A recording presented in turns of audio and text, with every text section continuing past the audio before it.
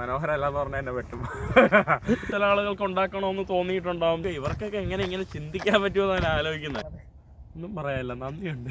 നമസ്കാരം, വാട്സാപ്പിനിങ്ങിൻ്റെ പുതിയൊരു വീഡിയോയിലേക്ക് എല്ലാവർക്കും സ്വാഗതം. അപ്പോൾ ഇന്ന് നമുക്കൊരു സ്പെഷ്യൽ ഗസ്റ്റ് ഉണ്ട്. ആ സ്പെഷ്യൽ ഗസ്റ്റ് ഇപ്പോൾ എന്തായാലും കേരളത്തിൽ ഒരുപാട് വൈറലായിക്കൊണ്ടിരിക്കുന്ന ഒരു സ്പെഷ്യൽ ഗസ്റ്റാണ്. ഇപ്പം നമ്മുടെ കൂടെ ഇപ്പോൾ ഉള്ളത് ഹിച്ചാക്കിംഗ് നൊമാദ്. ഇങ്ങനെ പറഞ്ഞാലും എല്ലാവർക്കും അറിയായിരിക്കും ഇപ്പം, കാരണം മാഹീൻ എന്ന് പറഞ്ഞ വ്യക്തിയെക്കുറിച്ച് ഒരുപാട് കാര്യങ്ങൾ ഇപ്പോൾ സോഷ്യൽ മീഡിയയിലൂടെ പറഞ്ഞു നടക്കുന്ന സമയമാണ്. അപ്പോൾ ആ വ്യക്തി എന്ന് നമ്മളിപ്പോൾ കാണാനില്ല എന്ന് പറഞ്ഞ വ്യക്തിയെ നമ്മുടെ മുമ്പിൽ ഇപ്പോൾ കണ്ടുകിട്ടിരിക്കുകയാണ്. ഇതാണ് ആള്. നമസ്കാരം. ഞാൻ ആദ്യമായിട്ട് വൈറലായത് ജനിച്ചപ്പോഴാണ് കേട്ടോ. ഉമ്മാടെ വൈറലായിരുന്നു.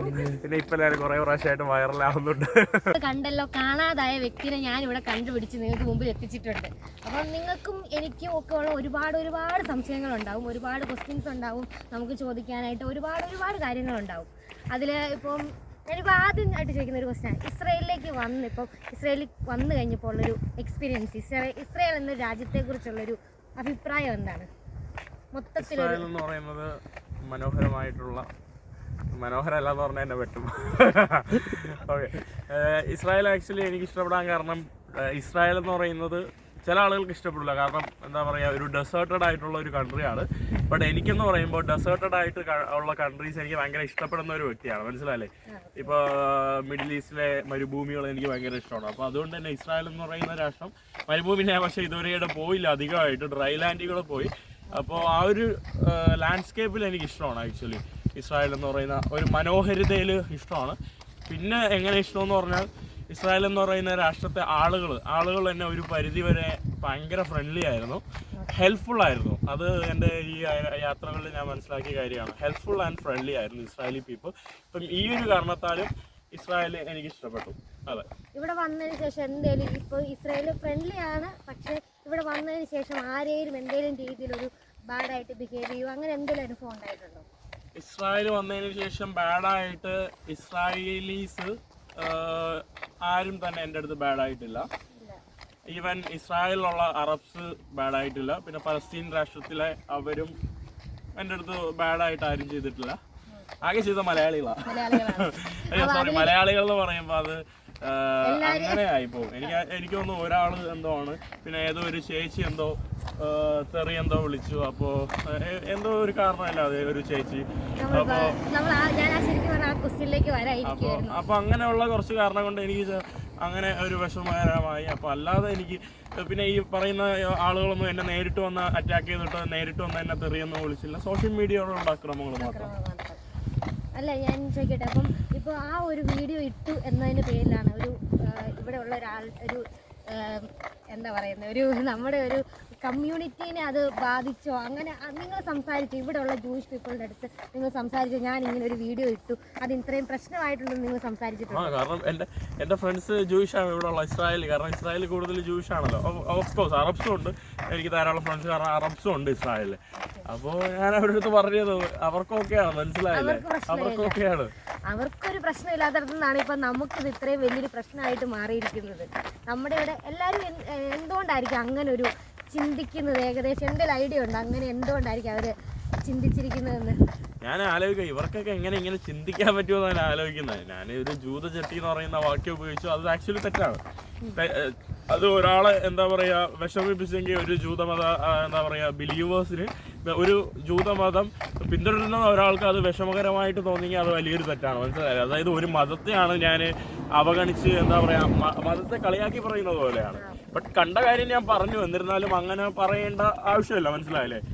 അപ്പോൾ ആ ഒരു രീതിയിൽ അത് തെറ്റായിരുന്നു. പക്ഷെ എന്തായാലും ചോദ്യം, അതായത് ഞാൻ അപ്പൊ അവരോട് സംസാരിച്ചപ്പോൾ അവരെന്തെങ്കിലും പറഞ്ഞിരുന്നോ? ഇല്ല, അവർക്കൊക്കെയാണ്, അവർക്ക് ഇതൊക്കെ മനസ്സിലാക്കാനുള്ള സെൻസേ ഉള്ളൂ, മനസ്സിലായില്ലേ? അല്ല, ഞാൻ ചോദിക്കട്ടെ, അവര് ഓൾറെഡി അവരുടെ തന്നെ ഇതിന്റെ പേര് അവര് തന്നെ ഇതില് സംഭവത്തിൽ എഴുതി വെച്ചിരിക്കുന്നു. അത് എന്നിട്ട് അവർക്കും പ്രശ്നമില്ല, ഇതിനും പ്രശ്നമില്ല. പക്ഷെ കേൾക്കുന്നത് നമുക്കാണ് ഇപ്പൊ ഒരു പ്രശ്നമായിക്കൊണ്ട്. നമ്മളൊരു പ്രശ്നം ഉണ്ടാക്കിയാൽ മാത്രമല്ലേ നമുക്ക് 500, 1000 അല്ലെങ്കിൽ 10,000 സബ്സ്ക്രൈബേഴ്സ് ഉള്ള നമുക്ക് ഏതെങ്കിലും കുറച്ച് കൂടുതൽ സബ്സ്ക്രൈബേഴ്സ് ഉള്ളവന്റെ ഏതെങ്കിലും കാര്യം പറഞ്ഞാലല്ലേ അവർക്ക് എല്ലാം റീച്ച് കിട്ടുള്ളൂ. ഓപ്പണായിട്ട് പറഞ്ഞാല്, മനസ്സിലായില്ലേ? അപ്പൊ എന്നെ ഉപയോഗിച്ച് കുറച്ച് റീച്ച് കിട്ടാൻ ശ്രമിച്ചു, ആയിരിക്കണം എനിക്ക് തോന്നുന്നില്ല. കാരണം ഒരു ജൂതമതം പിന്തുടരുന്ന ഒരു വ്യക്തിയാണ് എന്നെ ഇതുപോലെ ഇങ്ങനെ സോഷ്യൽ മീഡിയയിൽ അവഹേളിച്ചതെങ്കിൽ ആണോന്ന് എനിക്കറിയില്ല, ആ ചേട്ടനും ചേച്ചിയൊക്കെ. പക്ഷെ അങ്ങനെയാണെങ്കിൽ ചിലപ്പോൾ എനിക്ക് മനസ്സിലായില്ലേ, അവർക്കത് കൊണ്ടത് കൊണ്ടാണ്. പക്ഷെ അവർ പറഞ്ഞ രീതിയൊക്കെ കുറച്ച് വ്യത്യസ്തമായിരുന്നു. അവർ പിന്നീട് അത് മതമായിട്ട് ബന്ധപ്പെടുത്തി, മനസ്സിലായി. അപ്പം പിന്നെ വേറൊരു കാര്യം എന്ന് വെച്ച് കഴിഞ്ഞാൽ, നീ ഇട്ട ഫസ്റ്റ് വീഡിയോ തന്നെ ഇസ്രായേലിൽ വന്ന് ഇവിടെ ഇമിഗ്രേഷനും അങ്ങനെ നമ്മൾ കുറേ കാര്യങ്ങൾ, അത് ഭയങ്കര ഇമോഷണലായി നീ വീഡിയോ ഇട്ടെന്നാണ് പറയുന്നത്. അതായത് കരഞ്ഞ് ഇമോഷണൽ ആവും. കാരണം എല്ലാവരും ഫ്ലൈറ്റിൽ കയറി എൻ്റെ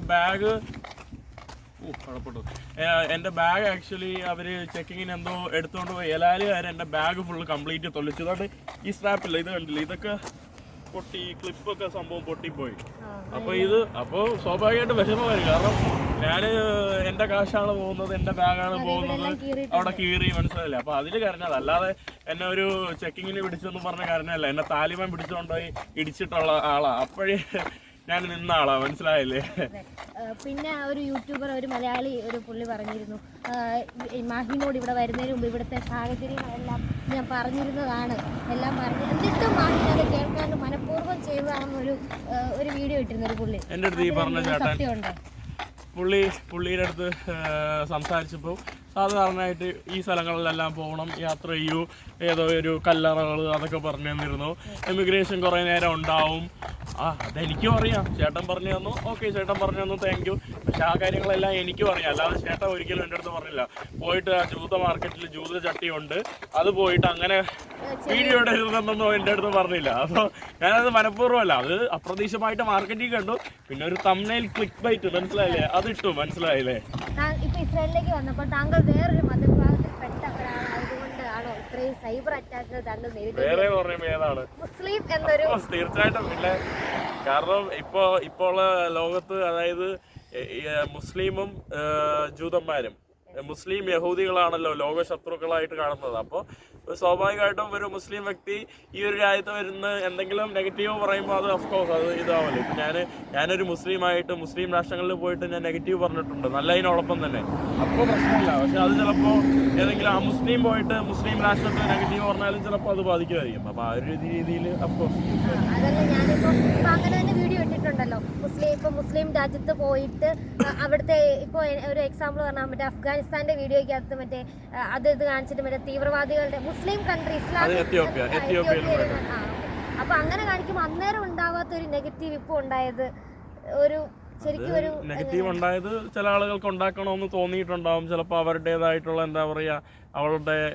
ഇതുപോലുള്ള സോഷ്യൽ മീഡിയ പ്ലാറ്റ്ഫോമുകൾ വളർച്ചയ്ക്കും ചില ആളുകൾക്ക് അത് ഒഫൻഡ് ചെയ്തിട്ടുണ്ടാവാം. പക്ഷേ എനിക്ക് തോന്നുന്നില്ല ഈ ഒരു വീഡിയോ ചെയ്ത ആളുകൾക്കൊന്നും റിയലായിട്ട് അത് ഒഫൻഡ് ചെയ്തു ഞാൻ പറഞ്ഞ കാര്യം. പക്ഷേ കാരണം ഞാൻ വിശ്വസിക്കുന്നത് അവർ ജൂതമത വിഭാഗത്തിൽ പെട്ടവരല്ല. ചിലപ്പോൾ അവർ ഈ ഒരു നാട്ടിൽ ജോലി ചെയ്യുന്നു, ജൂത ആളുകളുടെ ശമ്പളം വാങ്ങുന്നു. അപ്പോൾ ആ ഒരു രീതിയിൽ ചിലപ്പോൾ അവർക്ക് ഒരു ജൂത കമ്മ്യൂണിറ്റിയുടെ അടുത്ത് ഒരു പ്രിയത ഉള്ളത് കൊണ്ട് ചിലപ്പോൾ അവർക്ക് ഒഫൻഡ് ആയതായിരിക്കാം. ബട്ട് ഒഫൻഡ് ചെയ്താലും എൻ്റെ അടുത്ത് പറയാം, മോനെ, അനിയ, എടാ മാഹീനെ, നീ ഇങ്ങനെ ചെയ്യണ്ടായിരുന്നു, ഒരു മലയാളിയല്ലേ, ഞാൻ ഒരു പുറത്തുനിന്ന് രാജ്യത്തുനിന്ന് അല്ല, നമ്മുടെ നാട്ടിൽ നിന്ന് വന്നതല്ലേ, അപ്പം എൻ്റെ അടുത്ത് വിളിച്ച് പറയാമായിരുന്നു, അല്ലെങ്കിൽ വീഡിയോയിൽ ഇത് തന്നെ അങ്ങനെ പറയാമായിരുന്നു. പക്ഷേ ഇത് ഞാനൊരു മുസൽമാനാണ്, ഇങ്ങനെയാണ്, അങ്ങനെയാണ്, മറ്റത് മറിച്ചത്, അതൊന്നും ഞാൻ ഒരിക്കലും പ്രതീക്ഷിച്ചിട്ടില്ല. ശരിയായ ഒരു കാര്യമാണ്. കാരണം ജസ്റ്റ് ഒരു ഫോൺ നമ്പർ ഒരാളുടെ കിട്ടാൻ എന്താ പാട്? ഓൾറെഡി നീ സോഷ്യൽ മീഡിയയിൽ നിന്റെ നമ്പർ ഇട്ടിട്ടുണ്ട്. അപ്പോൾ ഒരാളെ കോൺടാക്ട് ചെയ്യാനൊരു പാടില്ല. അതൊരു ആൾക്ക്, ആ ഇട്ട വീഡിയോ ഇട്ട ഒരാൾക്ക് എന്തായാലും ഡയറക്റ്റ് അവനോടൊന്ന് സംസാരിച്ചതിന് ശേഷം അത് താല്പര്യമില്ല, ഇവൻ എന്തെങ്കിലും തിരിച്ചെന്തെങ്കിലും പറയുകയോ എന്തെങ്കിലും ഉണ്ടെങ്കിൽ ആ വീഡിയോ, ഇങ്ങനെ ഒരു വീഡിയോ പബ്ലിഷ് ചെയ്യായിരുന്നു എന്ന് എനിക്കൊരു അഭിപ്രായമുണ്ട്. പിന്നെ ഇപ്പോൾ ഇത്ര ഇതാണ്ടായി, ഇസ്രയേലിലെ മലയാളികളോട് എന്താണ് പറയാനുള്ളത്? ഒന്നും പറയാനില്ല, നന്ദിയുണ്ട്. കാരണം ഞാൻ പല രാജ്യങ്ങളിൽ പോയിട്ടുള്ളതാണ്. മലയാളികൾ എന്ന് പറയുമ്പോൾ ഞാൻ മലയാളിയാണല്ലോ. അപ്പോൾ എൻ്റെ ആളുകൾ എന്നുള്ള ഒരു ഇതുണ്ട്. നമ്മൾ മതഭേദമന്യേ ചേച്ചി ക്രിസ്ത്യാനിയല്ലേ, ഞാൻ മുസ്ലിമാണ്, ഹിന്ദുക്കൾ. അപ്പോൾ നമ്മൾ മൂന്നുപേരും സംസാരിക്കുന്നത് മലയാള ഭാഷയാണ്, നമ്മൾ മലയാളികളാണ്, മനസ്സിലായില്ലേ. അപ്പോൾ മതഭേദമന്യേ മലയാളികൾ എന്ന് പറയുമ്പം അത് എൻ്റെ ആളുകളാണ്, മനസ്സിലായില്ലേ. ഞാൻ അങ്ങനെയാണ് കരുതുന്നത്.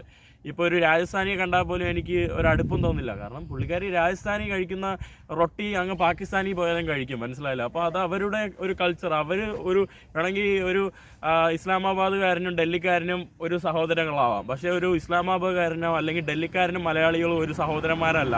ബൈ കൾച്ചറലി പറയുകയാണ്, സംസ്കാരം വെച്ചിട്ട്. അപ്പോൾ എൻ്റെ സംസ്കാരം എന്താ പറയുക, കേരളത്തിലെ സംസ്കാരമാണ്. എൻ്റെ ആളുകൾ എന്ന് പറയുന്നത് സഹോദരൻ എന്ന് പറയുമ്പോൾ യഥാർത്ഥ സംസ്കാരമുള്ള മലയാളികളാണ്. അപ്പോൾ ആ ഒരു സന്തോഷമുണ്ട് എല്ലായിടത്തും പോകുമ്പോൾ. പക്ഷേ ഇപ്പോൾ ഇങ്ങനെ ഒരു വിഷമായി, ഭയങ്കര വിഷമായല്ല, ഭയങ്കര വിഷമായി, മനസ്സിലായില്ല. അപ്പോൾ അത് മലയാളികളുടെ ഭാഗത്ത് നിന്ന് തന്നെ ഇങ്ങനെ ഒരു ഉണ്ടാകുമ്പോഴത്തേക്കും സ്വാഭാവികമായിട്ട് നമ്മളൊരു ചിലപ്പോൾ നാട്ടിൽ നിന്നായാലും എനിക്ക് തോന്നുന്നില്ലായിരുന്നു ഞാൻ ഒരു രാജ്യത്ത് അവരുടെ അതിഥികളായിട്ട് വന്നത്. കാരണം ഞാൻ ഏത് രാജ്യത്ത് പോകുമ്പോഴും മലയാളികളാണ് എന്നെ ടേക്ക് കെയർ ചെയ്യുന്നതും.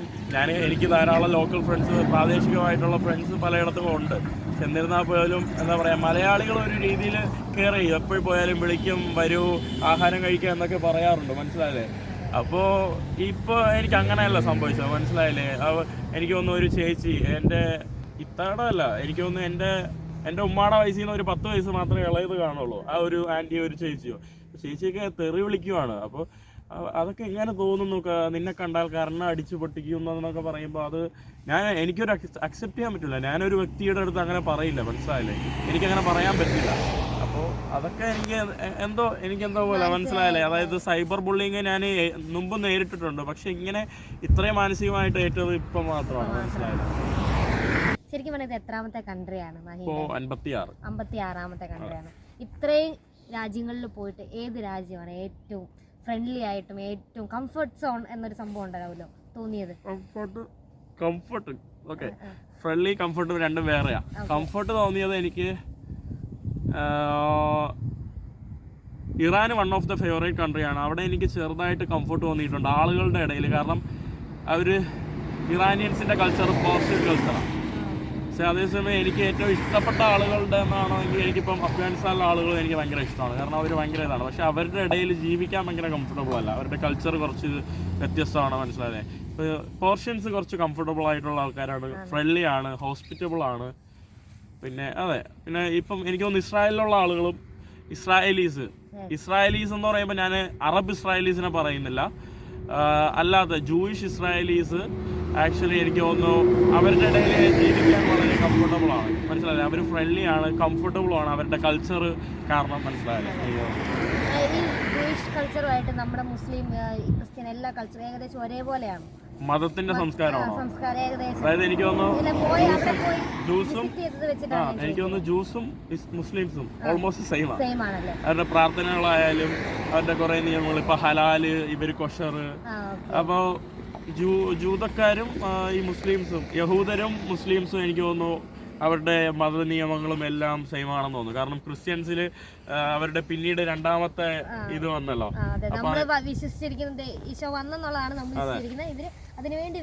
മിശിയയ്ക്ക് വേണ്ടി വെയിറ്റ് ചെയ്യുന്നു. ഇപ്പൊ ഇസ്ലാമിലായാലും മിശിയയ്ക്ക് വേണ്ടി വെയിറ്റ് ചെയ്യുന്നു. അപ്പോ യഹൂദരും മുസ്ലിംസും ആക്ച്വലി ഞാൻ മനസ്സിലാക്കിയത് വെച്ച്